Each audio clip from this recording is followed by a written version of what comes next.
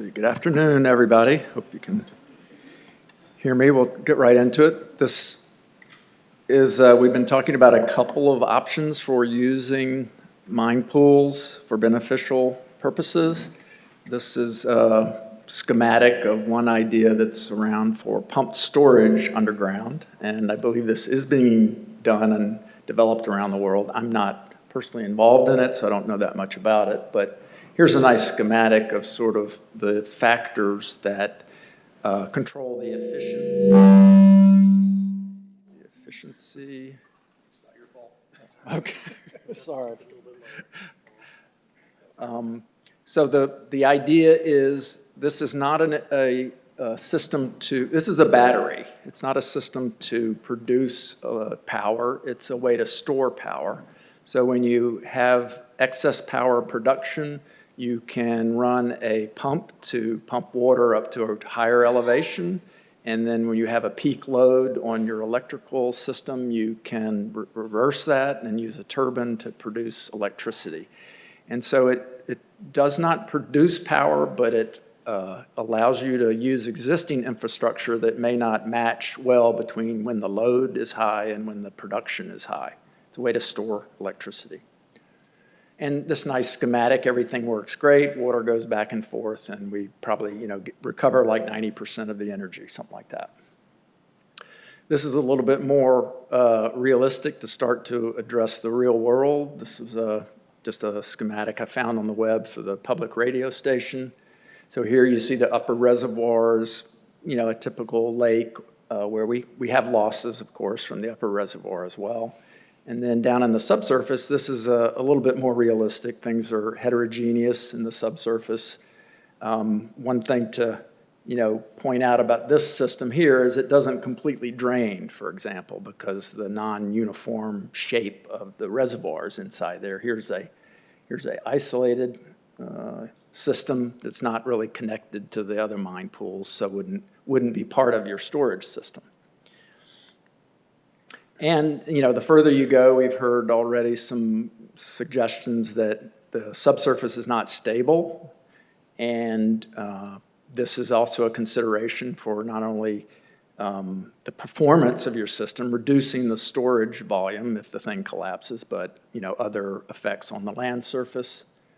So there are a number of these factors that might be important, and some of them are related to groundwater, which is what I've spent my career working on. And I should sort of pause here and just say for the record that I'm retired from the USGS, so what I'm saying today is not official USGS position on any of this. I'm just saying this as a retired person. So obviously the benefits, the load leveling, and it would be a job, produce jobs and repurpose the land for beneficial uses. Some of the factors in the coal mines that might increase the cost, and it's always a cost, right? It's not going to be a net gain, but it saves electricity, and so overall, in the big picture, it may be a very big benefit. So some of those factors are leakage of either reservoir, non-uniform drainage from the reservoirs, resistance to flow. So this isn't such an issue in the surface reservoir, but in the ground, there is, an effective hydraulic conductivity to resist water and air from moving around, and then the structural failure. So we have access to a lot of tools and data that we can use, and the tools are essentially built on the data, so it all really depends ultimately on the data collection that goes on. I'm going to draw just some examples from the published literature, paper I came across about energy storage, and again, that's how I view these projects. They're not producing power, they're a way to store it. It's a battery. And they identified some of these information needs associated with pumped storage underground that would affect decision making, and ultimately we need to support deciding to do this. We heard a little bit about some of those issues. How do we get people to move? And so these tools can help give confidence in the future performance, costs, et cetera, efficiency. And there I highlighted some of those that are essentially hydrogeology or groundwater hydrology issues that could be looked at. And data should be collected to assess. Much of what I'm talking about today is from work that my sort of initial involvement with mine pools, thanks to Chuck Cravata here. And we authored a report 15 years ago now. I was really surprised to find that out. A number of the co-authors are here in the audience with EPCAMR and folks from the Department of Environmental Protection. And my role in the project, I'm not, again, not a geochemist, I'm a hydrologist, and so my role was really to help with understanding the hydrologic data that's collected. So these are the area of our study was the western middle field. This is an area, the red dots are mine drainage discharges, and there's also stream gauges in here, and you can see where it is in Pennsylvania. And I really thank Chuck for a lot of doing the work for this. And, you know, obviously the pictures I'm showing you depended on the GIS data that was compiled, including about the mine maps. So that was a key part of making this very relatively easy for me to get started because of the data availability. So here are some of the towns. The area of the study is in the black line, and we're just on the border. A little bit of the drainage goes into the Schuylkill River and the rest in the Susquehanna Basin. And I don't know if, Chuck, you collected this data personally, but this is a map showing the effective recharge for these sub-watersheds within the study area. And so there's, you know, overall, there's sort of an average recharge to the system between 9 and 26 inches a year goes out through the stream network. And the rest of that rainfall is either evaporated, you know, or used locally for other things. But there are some watersheds that have very different drainage relative to their surface area. And so the red ones have lost water. The water is disappearing, and we're over this mined area, so you can probably quickly understand that there's some areas that lose a lot of water into the mine system. And then there are other parts of the watershed where that water comes back out of the mine pool system into the local drainage. And so when you just look at that sub-watershed, you get a much higher effective load of water coming onto that watershed. So as a groundwater hydrologist, I'm a little sad to say it, but it turns out that surface water measurements are about the best thing you can do to understand the groundwater system. We like to have water levels too, but the stream flow data is incredibly important. So here's the geology with the coal mining area in the Pennsylvania rocks in the middle, and you can see the mine discharges there in the surface water again, and there's a little cross-section line, BB, coming through there. And again, this is, you know, great to work in an area that has a lot of this mine data already compiled. Here's a cross-section showing what the coal mountain bed system, you know, looks like in reality. And so you compare this to some of those schematics that I showed you at the very beginning, and it's really, really different than those schematics. This is a very complex geology and hydrogeology due to the structural geology that's there and the faulting that's going on. So models are always about making approximations. We come up with tools that are really much simpler than reality, but hopefully there's enough reality in the tool to help us make decisions about what to do and where to do it. So we've simplified dramatically the geologic structure into this sort of contour map.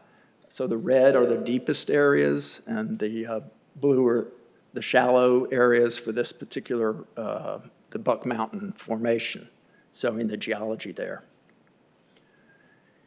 Within that, I think we're going to talk a little bit more about this multi-colliery hydrologic unit concept, which colleagues on this report were really the impetus for this.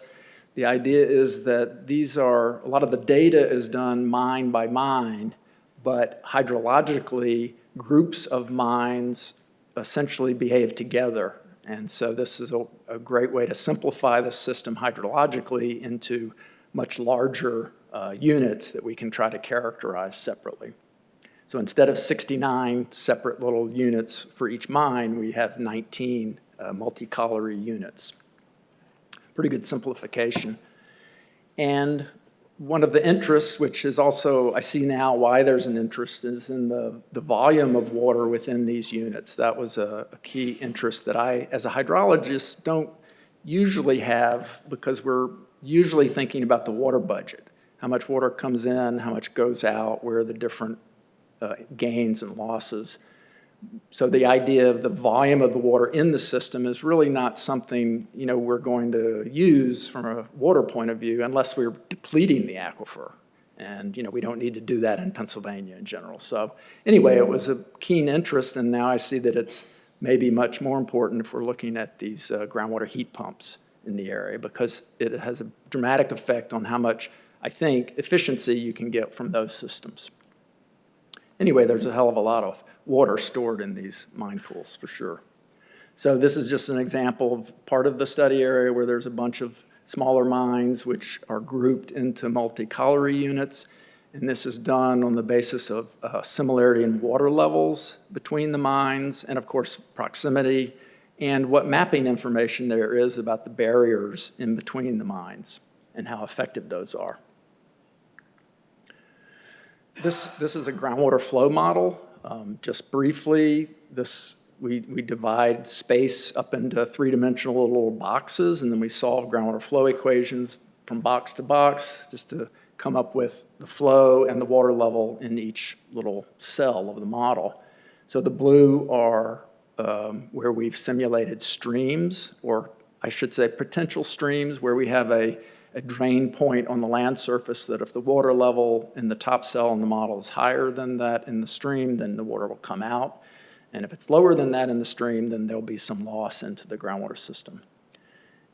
And the red are some, what are those? Yeah, those are mine discharge cells that were put into the model. And then we have a couple little wells, including the Gilberton well, shown by the yellow dots. So again, you can see there's a pretty good detail here from the mine mapping that has been done where the barriers are between the mines. And the blue shows the barriers that in the final model actually have low permeability. So generally in groundwater hydrology, we don't ever have zero permeability, but we have a pretty low number there. But you can also see some of the barriers are red because in those, even though there's a mapped barrier there, the permeability that the modeling is telling us is that the permeability is much higher than a barrier. And this, we were generally looking at steady state models, but you can imagine some barriers probably are transient in the sense that if the water level is low, it doesn't cross the barrier, but if it gets high enough to where the hole is in the barrier, then it might flow across. So there's some additional complexities that are not in our modeling. So again, these are some of the towns showing where things are and the different watersheds in the area. And so these surface water drainage areas are just basically done from the map. We start on the ridges and go downhill, and the water flows down the hill to the stream network. And so we can use that information to divide up the stream water system into different watersheds, mini watersheds if you want. Again, the model is a tool built on all this data coming from different sources: water levels, groundwater levels, stream flow, geology maps, the mine maps, and so forth, and so on. This is a kind of a result of the simulation, and what we're simulating in the model, two things: the flow everywhere and the water level. And so here you can sort of see that the multi-colliery units are easy to pick out here because wherever the color is uniform, that's basically the water level is about the same. And you can see these abrupt changes in between the MCUs, let's say, abrupt changes between those where the permeability is pretty low because of the barriers. The red are the highest water levels up on the ridges, and the lowest are dark green down at the streams. And again, getting back to the stream network, these are groundwater fluxes. So we have the into the stream system, groundwater surface water exchange. The red dots are mine drainage discharges. The reddish colors are where the stream network is gaining water. So generally, most of the stream sections outside of the mined area are gaining water throughout the area. And then these greens and blues, the cold colors in the mined area, are where the water is discharging from the stream into the groundwater system or into the mine pools. One way to look at the results of the model, another way is what we call capture zones. So these are mapping the colors represent the discharge, the ultimate discharge point for water that comes in as recharge on top of the groundwater system or from the land surface. So all of the green mapped here is going to the stream network that start discharging down here, and this red is going out to the Schuylkill on the other side, for example. And you can see it's kind of a complex picture. You can't just look at the surface water network and figure out where the recharge is going in the groundwater system. It's a little bit different. And a lot of that difference is due to the mine pools. They're moving water around.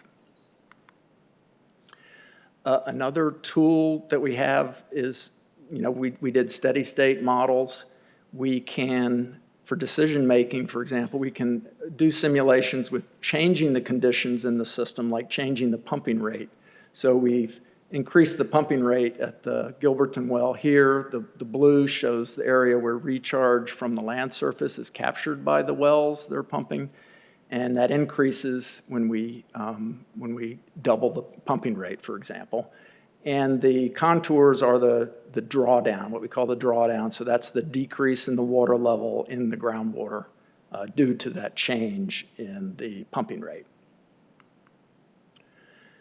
And just to focus in a little bit closer to where you can see these are, where the water's going. Again, the colors to the Mahanoy streams are green. And, unlike the surface watershed, it's not one big area. It's coming from a very broad area throughout this overall watershed, and the water's moving through the groundwater, through the mine pools to ultimate discharges, possibly in other streams networks, at least in the headwaters. So the synthesis that's available with modeling in the terms of groundwater hydrology anyway, we're including data on the geology, the hydrology, of course, which is groundwater levels, but very importantly, the stream flow and the different types of stream flow. Continuous discharge is basically what USGS's bread and butter is, doing continuous discharge on streams, so we can understand high and low flow. Synoptic seepage is where we try to get a snapshot in time of where water is coming into or going out of the stream. And then the mine discharges, ideally, again, continuous discharge on those, but if nothing else, trying to estimate where, what the rates are. And then finally, up at the top, precipitation. Other people are talking a lot about the water quality, so I won't belabor that. But other than to say, sometimes the water quality that's monitored can also give us information about the hydrologic connections, where the water's coming from or going to. So again, this is a report we put out for the public, and actually the model itself is available for the public to download and reuse. The model software, as well as all the data, is available from the USGS. And just another example of a USGS report. This is not for this area at all, but I thought it was a pretty interesting study that my colleague Paul Shea was involved with a few years back, where the states of Idaho and Washington were fighting over groundwater that was moving between their state boundaries. And they had two groundwater models, one by each state, saying, how much water was going from one side to the other. And Paul Shea led a project to do that modeling collaboratively.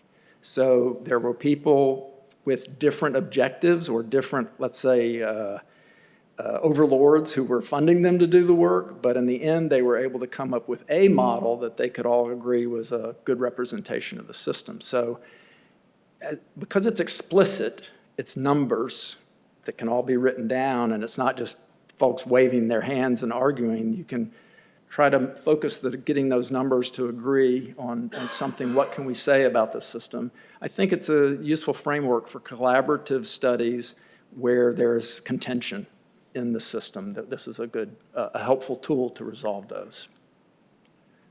And with that, I'll say thank you. And thanks to my colleagues in the audience here for involving me in that work.